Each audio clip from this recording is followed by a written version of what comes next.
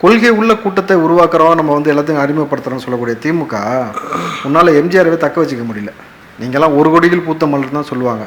அவரை ஒழுங்காக நீ உன் பக்கம் தக்க வச்சுருந்தாலே இன்றைக்கி அதிமுகன்னு ஒரு கட்சி உருவாயிருக்காது, உங்களுக்கு எதிராக அவ்வளோ பெரிய ஒரு சித்தாந்தம் இருக்காது.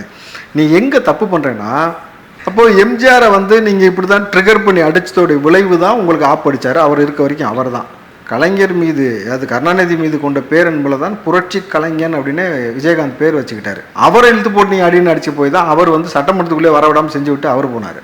இன்றைக்கி அதேமாதிரி நீங்கள் விஜயை போட்டு அடிக்கிறீங்க. இப்போ என்ன ஆகும்?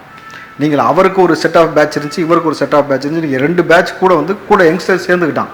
அப்போது இவர்கள்லாம் சேர்ந்து நாளைக்கு உங்களை என்ன அடிப்பாங்கன்னு ஒரு விஷயம் இருக்குல்ல. நீங்கள் என்ன நினச்சிட்டு இருக்கீங்கன்னா, விஜய் அமைதியாக போகிறதுனால அவருக்கு சண்டை செய்ய தெரியாது, அவர் அமைதியாக இருக்கார். ஒருத்தர் அமைதியாக இருக்கான சண்டை செய்ய தெரியாதுன்னு அர்த்தமா? அவன் ரிங்குக்குள்ளே அவர் வந்ததே சண்டை செய்ய தான். 2026 எலெக்ஷன் ஒரு ரிங்குக்குள்ளே வந்து சண்டை செய்ய தான் வந்திருக்காருன்னும் பொழுது இது புரியாமல் இவர் வந்து கொள்கையை உருவாக்குறாராம் கூட்டம்.